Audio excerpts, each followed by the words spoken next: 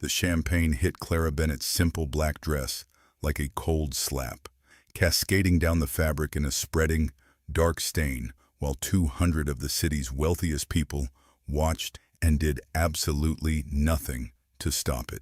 What would you do if a woman dripping in diamonds cornered you at a glittering charity gala, deliberately emptied a crystal flute across your clothing, and then grabbed a microphone to announce, in front of the entire room, that peasants should not be allowed anywhere near where the diamonds shine? What would you do if the whole museum ballroom erupted into cruel, delighted laughter, and the man who once claimed to love you stood beside her, saying absolutely nothing?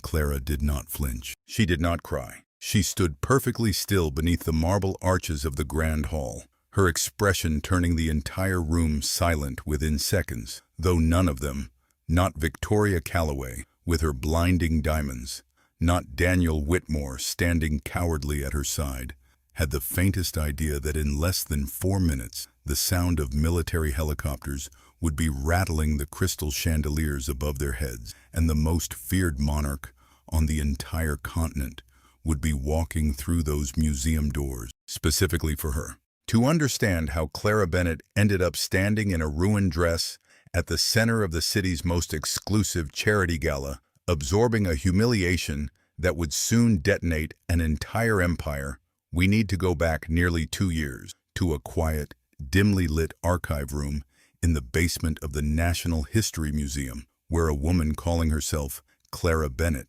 spent her days carefully cataloging centuries-old manuscripts, her fingers protected by white cotton gloves, her afternoons filled with the particular satisfaction of preserving fragile pieces of history that most people would never even know existed. Nobody in that archive, not her supervisor, not the handful of colleagues who shared her quiet corner of the museum, had any idea that the meticulous woman handling fragile parchment was, in fact, Her Imperial Highness, Princess Clara von Aschenbrück, sole heir to one of the last remaining absolute monarchies in Europe, a nation whose sovereign wealth fund, built across 11 generations of careful stewardship, held assets exceeding $3 trillion in banking, industrial holdings, and strategic global investment. She had grown up inside a palace carved from pale stone, surrounded from childhood by advisors and guards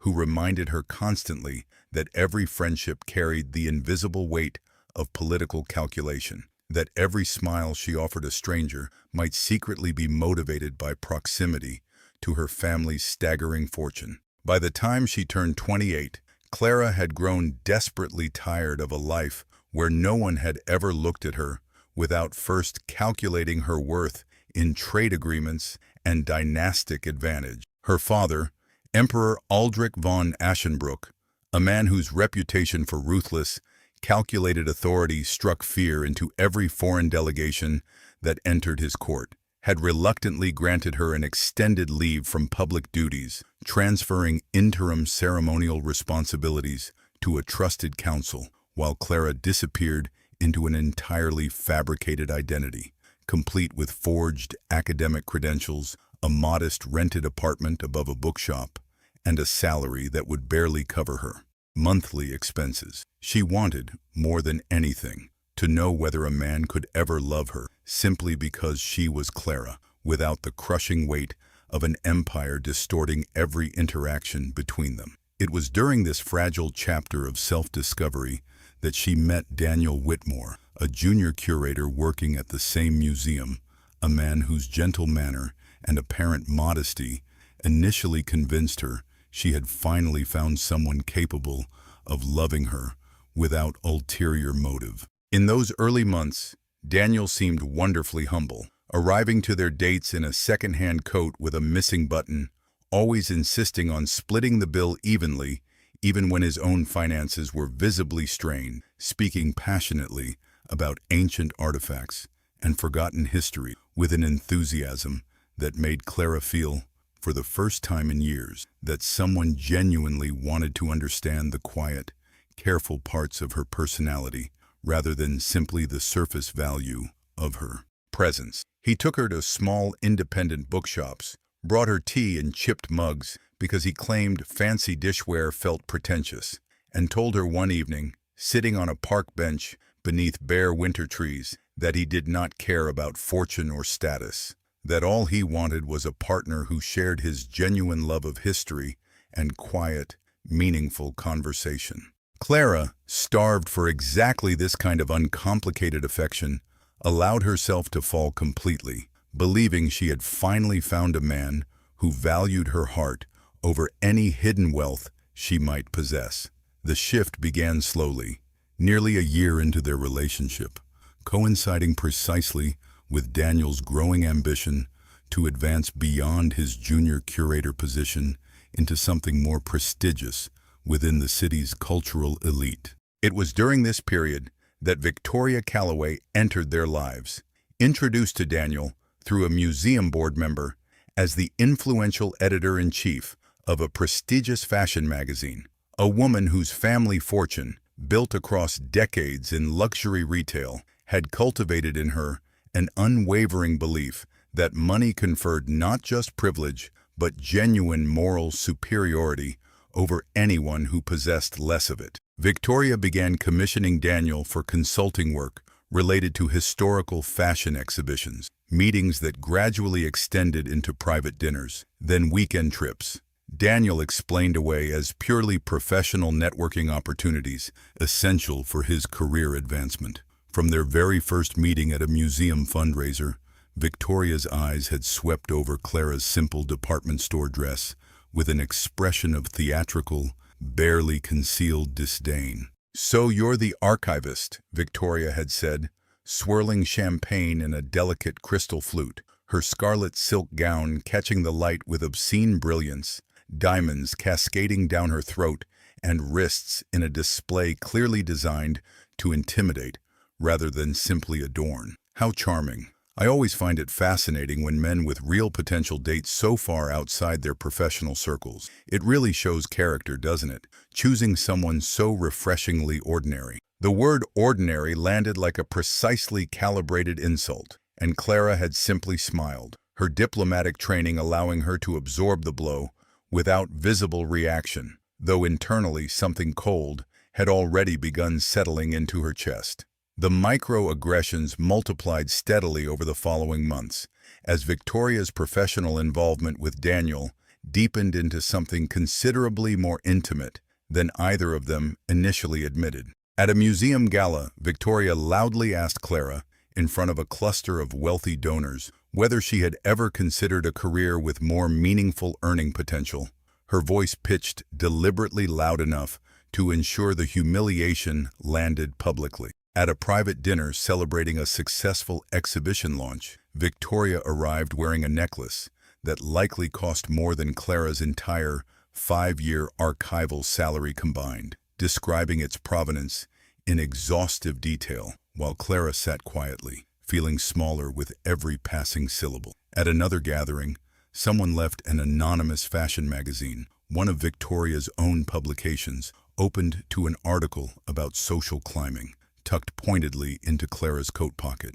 Daniel, rather than defending Clara against Victoria's escalating cruelty, began quietly asking her to simply tolerate it for the sake of his career. "Victoria's connections could change everything for me," he explained one night, avoiding her eyes as he said it, his voice carrying the particular impatience of a man who had already decided which battles mattered to him and which did not. "Can you just be a little more understanding?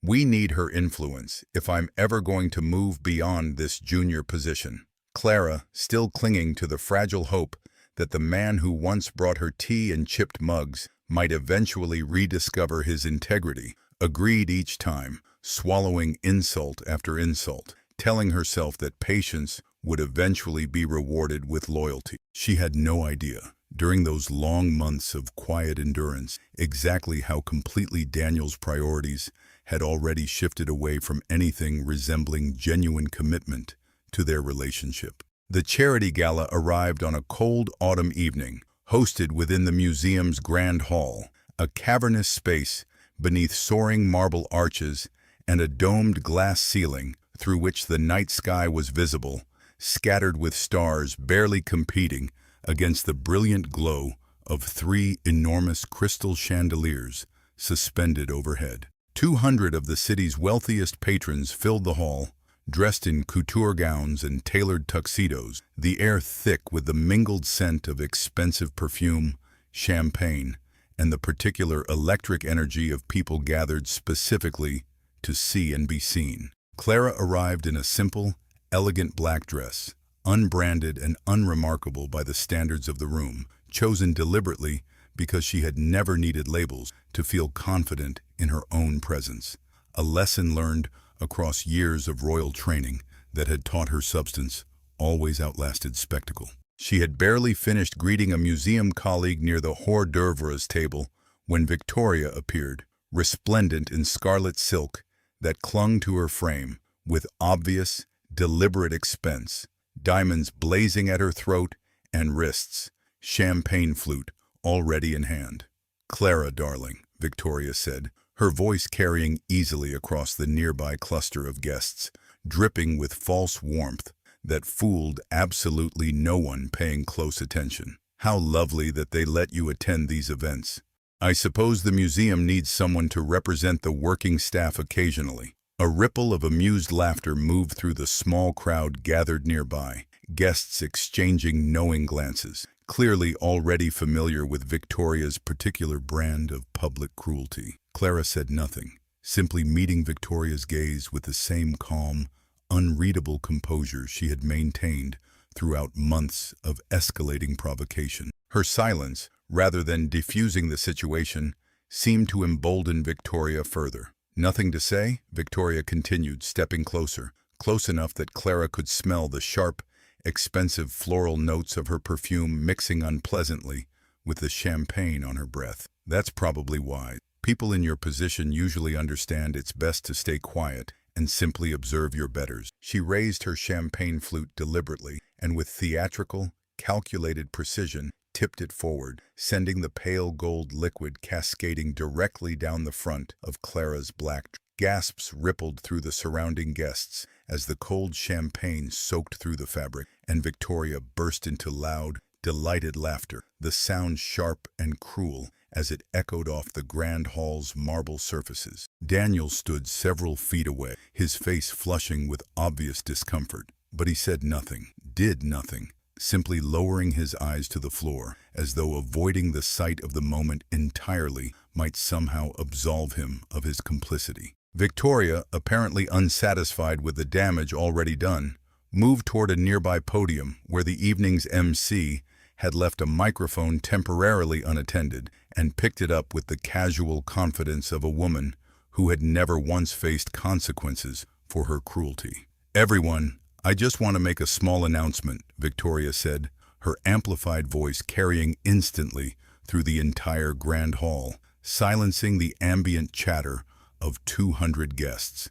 "I think it's important that we remember, on evenings like this, surrounded by such beautiful things, that peasants really shouldn't be allowed anywhere near where the diamonds shine." She gestured dismissively toward Clara, standing frozen with champagne still dripping from the hem of her ruined dress, and the entire hall erupted into cruel, delighted laughter. Crystal glasses raised in mocking toast, designer gowns rustling as guests turned to better witness the humiliation unfolding before them. Clara did not shrink. She did not cry. She stood perfectly still beneath the chandelier's brilliant light, her spine straightening slowly, deliberately, and something in her expression shifted so completely, so unmistakably, that the laughter around her began faltering within seconds, guests exchanging uncertain glances as they registered the sheer, glacial intensity radiating from a woman they had all assumed possessed no power whatsoever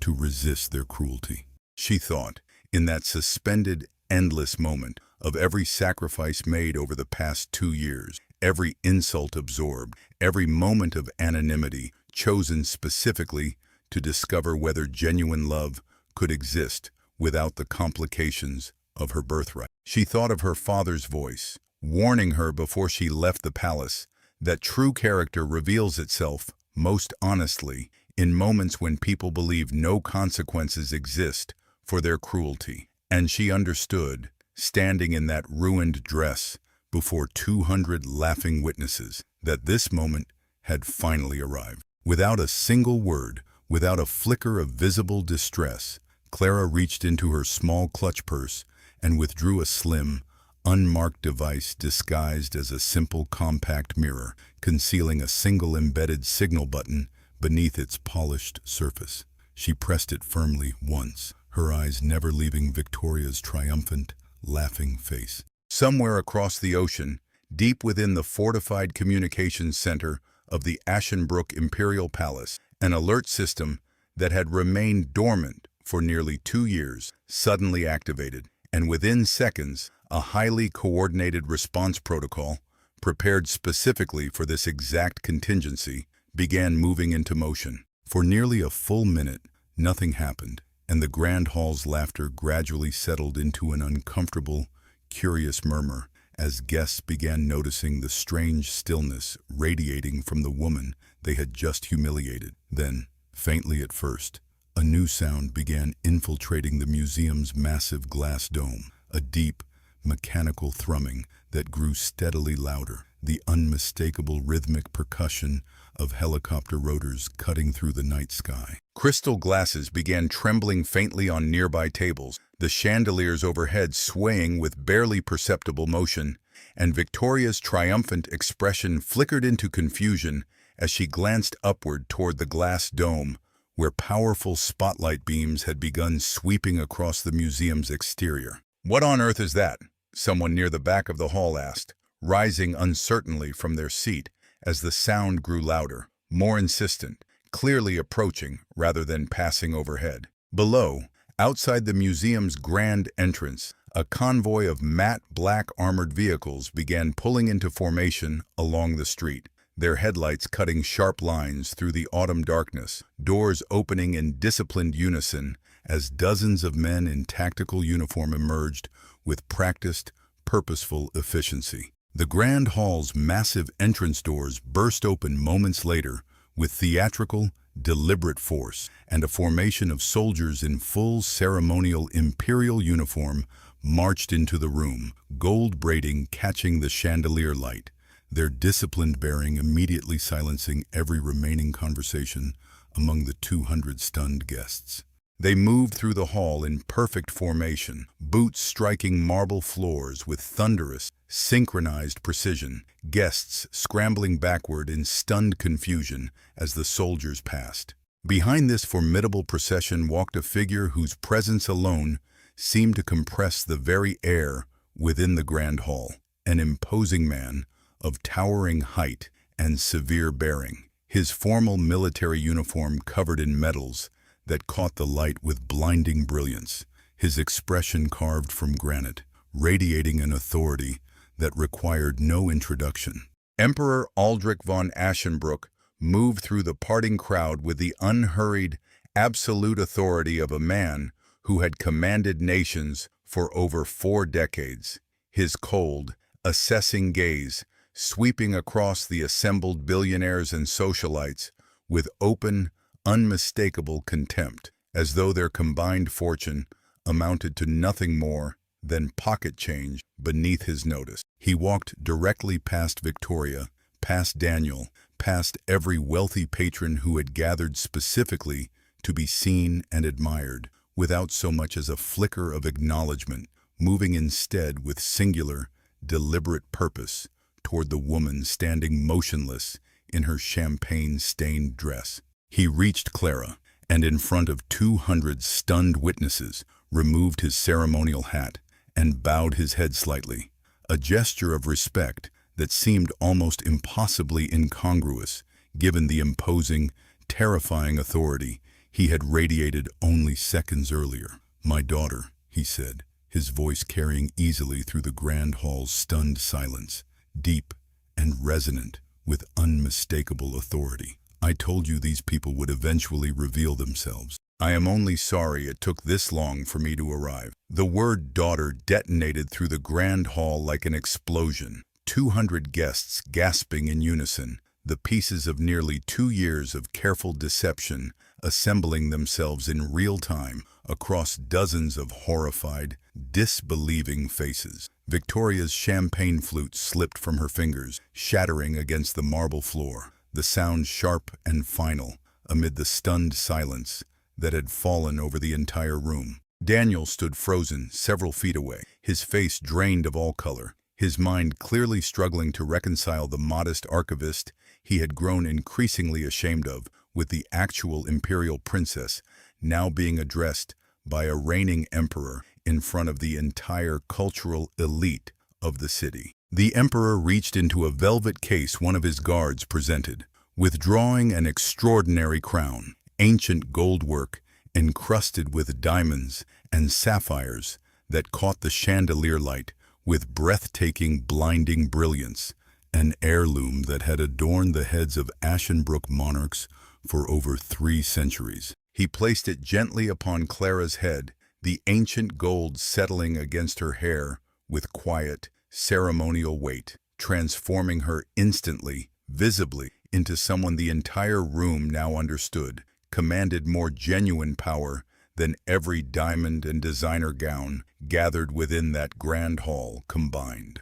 As of this moment, the emperor announced, turning to address the stunned assembly, the world will formally recognize Princess Clara von Ashenbrook, heir to the Ashenbrook imperial throne. She has spent 2 years observing exactly how each of you would treat a woman you believed possessed no power, no status, and no fortune. He turned his cold, assessing gaze toward Victoria, who stood frozen, her scarlet gown suddenly seeming garish and desperate against the weight of genuine imperial authority now filling the room. "You are Victoria Calloway," he said, not a question, his tone flat and utterly devoid of warmth, editor-in-chief of Meridian Fashion Publishing. Victoria nodded weakly, apparently unable to summon her voice, her diamonds suddenly looking cheap and hollow against her visibly trembling throat. "Meridian Fashion Publishing," the emperor continued,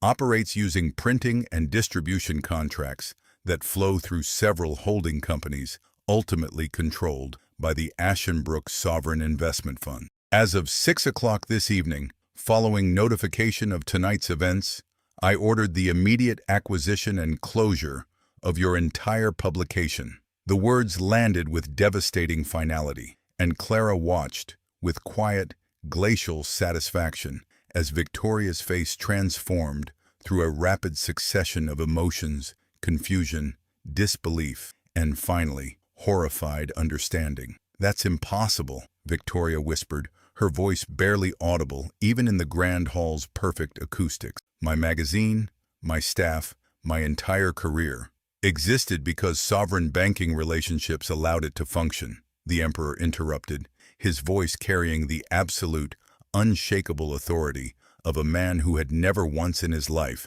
needed to raise his voice to be obeyed. "That courtesy has been formally and permanently revoked. You are, as of this moment, banned from every social and professional circle connected to Ashenbrook Holdings, effective immediately and permanently." Daniel, apparently finally processing the complete, catastrophic scope of what was unfolding, stumbled forward, his voice cracking with desperate panic. "Clara, please, I didn't know.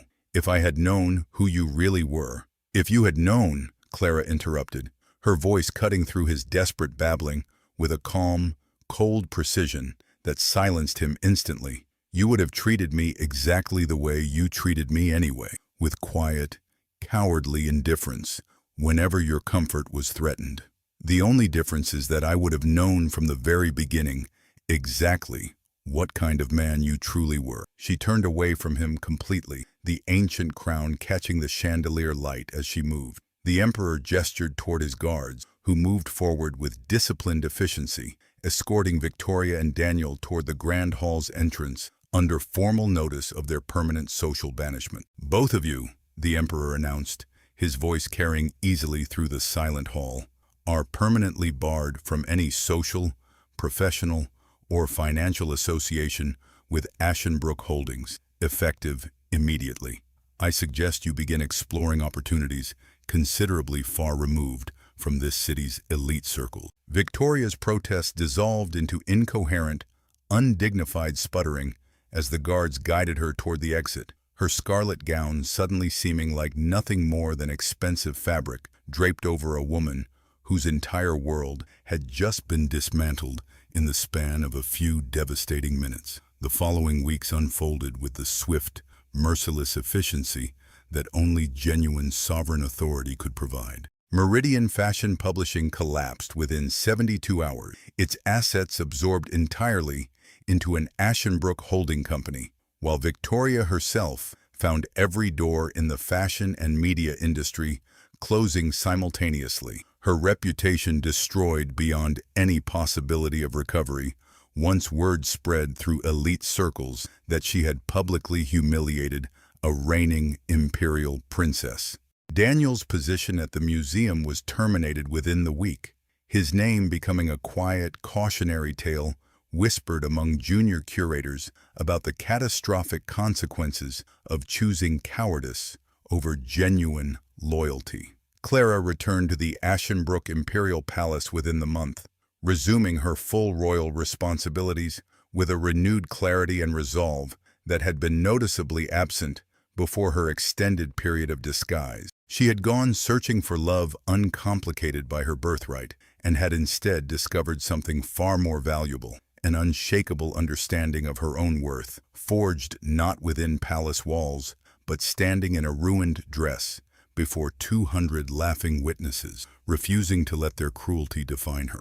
Months later, addressing a gathering of young diplomats during a formal state function, she was asked whether she regretted her painful experiment with anonymous life among ordinary citizens. She considered the question thoughtfully, then answered with the same quiet, unshakable calm that had once stood motionless while champagne soaked through her simple black dress. I learned that true character reveals itself most honestly in moments when people believe there will be no consequences for their cruelty, she said. Victoria believed a woman in a modest dress could be humiliated without cost because she assumed power always announces itself through diamonds and designer labels. True power doesn't need to shout to be respected. It only needs to remember patiently until the exact moment arrives to remind everyone precisely what they underestimated. And so, dear viewer, that is how an imperial princess disguised as a humble archivist